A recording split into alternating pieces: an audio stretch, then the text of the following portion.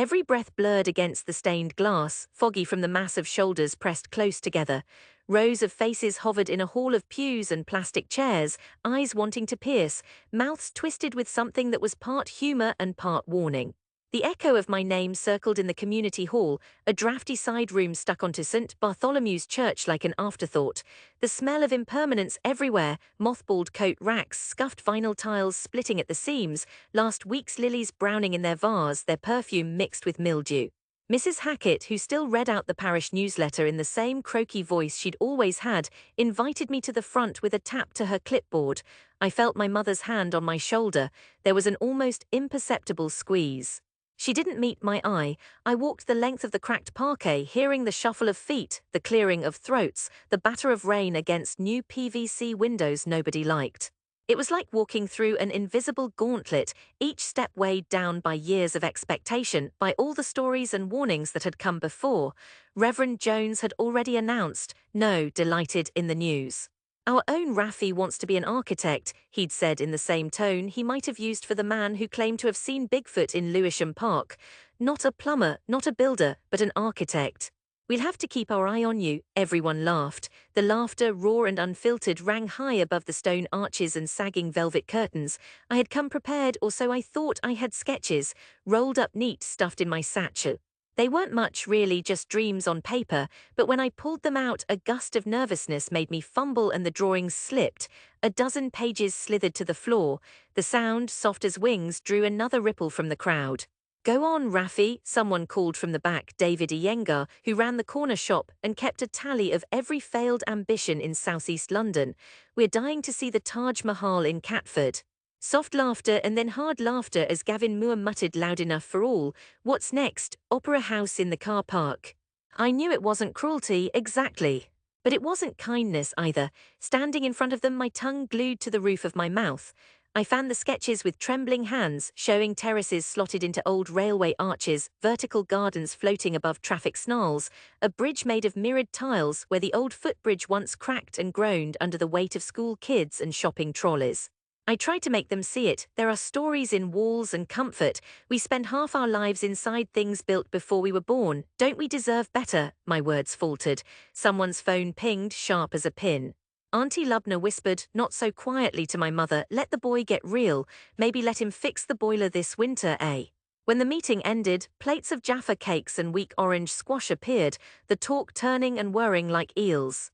I heard my father's voice, unguarded. Sometimes you have to learn what you're meant for, not what you want. No one came up to look at my sketches. At 15, all your dreams are weightless until they're held up and judged.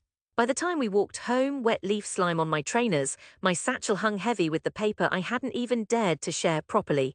Home was familiar disappointment, low ceilings, chipped skirting boards, damp creeping in behind the washing machine. I kept my dreams close for a while, rolling and re-rolling the plans like someone practicing a magic trick in secret, waiting for an audience that might never come.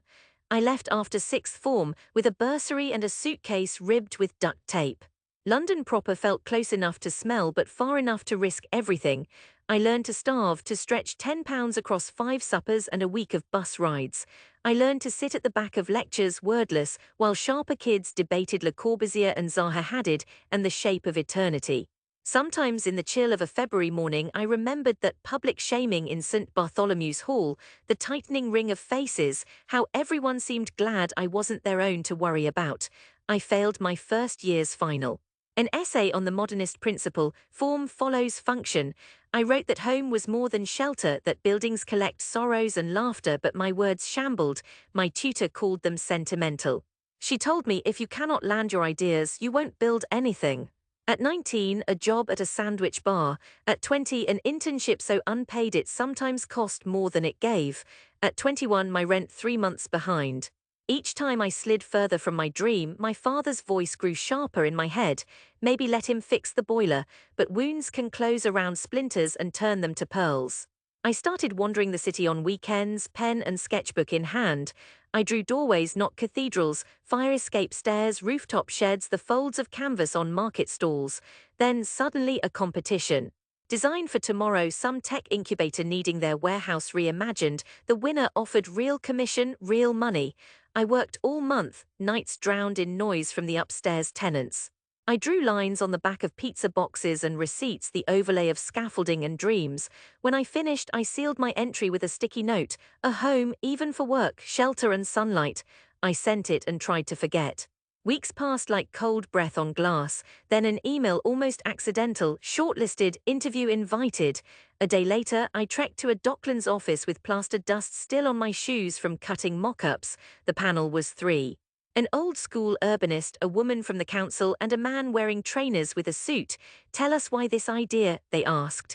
I went silent, almost choking, not on nerves but on the ghost of laughter from St. Bartholomew's. Then I just spoke, words careening forward. A city is only kind if its bones are kindness. People come and go, but their needs and hopes stay standing. We deserve spaces that forgive, spaces that invite us to dream. Someone coughed. The woman nodded, the old man frowned, scribbling notes furiously. I left feeling as empty as a forgotten tube carriage at night. I didn't believe it when the call came, project mine if I wanted it. Not much money, but the drawings would outlive me. Soon, meetings with builders, noise and sweat, and the anxiety of getting it wrong. Sometimes I showed up at dawn to hover above the concrete pour, afraid a mistake might break the whole rising dream. Years thundered by in fits and starts, a ruthlessly kind mentor who polished the roughness from my angles, a second commission, my name on a blue hoarding at an estate redevelopment in Hackney. Sometimes my hands shook from fatigue, but I kept working. Success didn't arrive all at once, it came in shy increments like sunlight prying through scaffold sheeting. My mother sent short messages, "How are you? Have you eaten?" But never mentioned St. Bartholomew's. Then, nearly a decade out from that first humiliation, another letter found me. This one typed with 3 signatures at the bottom, the Community Trust, a local developer and the vicar. Invitation for proposal, Community Centre, St. Bartholomew's Parish, South London. Shortlisted architects to present before congregation. The address was a challenge, I could feel it. The sort of bridge built not out of trust but out of necessity. My hands trembled when I called my mother. "They want me to come home," I said, on her end, only breathing, "Then will you?" I returned in early spring, the air thick with the snap of daffodils and the distant promise of rain. The estate felt altered and static all at once, graffiti looped over playground fences, kids spinning on the same old busted roundabout.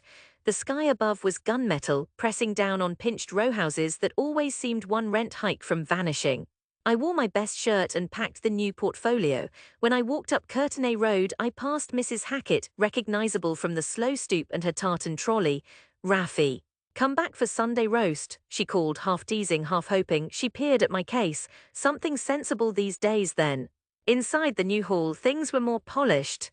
Real wooden floors, rows of stackable chairs, a screen tacked up for presentations. But the faces were much the same as I remembered, older, smaller. Time rounds off the sharpest critics, but suspicion lingers in the eyes. Gavin Moore was there, hands folded over his stomach, beside his sister who had become something of a local organizer. My mother, tighter round the face, beside my father, grey now, surprise streaking his temples and beard, but stubborn as stone. They brought out tea in proper mugs this time, not plastic cups. The other shortlisted architects were good, one known in the city, another local whose father ran the bakery. I watched head ducked as they presented slides full of sharp glassy lines and bold colors. There was polite applause. I sat cross-legged at the front, letting the weight press on me. When it was my turn, I stood up slow, feeling the gaze of everyone I once knew settle on me like a familiar winter coat, too tight across the chest. "I grew up here," I said, and something wobbled behind my ribs. "If you remember, I was the kid who wanted buildings to sing." There was a small ripple of nervous laughter. When I left, I took the shape of this place with me. I missed cracked walls and the smell of toast and tea. I missed the way light slants across those old stained glass windows and spills onto ugly carpet. I wanted to design you something that remembers what this place gave me, a shelter for everyone, but also a reason to return, to come together. I showed them the plans, a round hall echoing the nave of the church but with columns carved from clay and glass, a garden blooming wild around the edges, each leafing upward in memory of the park where old men played chess and girls skipped rope past dusk. I showed sketches of a space for kids to dance and grannies to rest, benches where stories and exhaustion could sit together. There was a hush, someone coughed, then came the questions: what about costs, what about maintenance, who would build it? The old doubters chorused, skeptical but grudgingly curious. Gavin Moore, whose opinions I had feared most as a boy, stood and said, "That centre's not what the manual says. No flat roof." I shook my head. "Flat roofs leak here. A round roof keeps the wet outside. We don't have much sun, but what there is, we should catch and keep." My voice was steel. "We deserve a place that lasts." Again the silence, but this time not all of it was cold. A week passed and then a call. The chairwoman's voice was tart but excited. My design had won. Consensus was it just felt right, she said, surprised as anyone. "We hope you'll see it through." Construction dragged through 2 harsh winters, and a spring so sodden wildflowers burst through timber. I came home often then, walking the site with boots muddy, sharing cheap sandwiches with the old bricklayer, listening to kids giggle on the scaffold.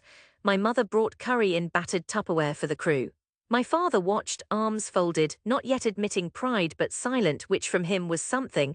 The day we opened, I hung back in the shadow of the new doorway. The glass was still smeared with builders' thumbprints, faint like ghosts. There was bunting made by the same church ladies who'd first laughed at my dream. David Iyengar was there, older, eyes soft, handing out juice boxes. Gavin Moore in a smart coat, peering with owner's pride. I waited until the ribbon cut by Mrs. Hackett was loose in her hands. Then I stepped through the doors. The inside, washed in slanting afternoon light, smelled of pine and paint and hope. Even the doubters couldn't argue with the curve of the ceiling, with the hush that made you want to speak low and gentle. People wandered from room to room, touching the smooth wood, peering out through layered glass into the garden wild with crocuses and daffodils. My mother's arm snaked round my shoulders, soft and warm. She whispered, "You did this, Raffi," her eyes wet. My father at last came up beside me. He didn't say anything, but his hand squeezed mine, rough with remembered work. In his grip, grudges and doubts melted. "Home's got to change to last," he muttered, voice half pride, half apology. Then, and this was the moment I had waited for all my life, the skeptics streamed in. Gavin Moore first, walking the length of the hall, chin jutting, stubborn. He reached the window ledge where my sketches were framed for all to see, the same dreams flung down on a church floor a decade before. He bent close, silent. Finally, he straightened and caught my eye, nodding once. Not defeat, not exactly, but respect. I felt the pressure in my chest soften, as if the years had dissolved like sugar cubes in tea. Outside, the air trembled with laughter and light climbed the walls, touching old stone and new timber, carrying forward the story. That day, as dusk claimed the street, I stepped into the center I'd built for the people who had doubted me, loved me, tried to keep me safe. The scent of earth and cut wood filled my lungs. I was home, I was forgiven, and in every echo, every footstep, I heard a song that only becomes possible when a dream returns full circle and is finally believed.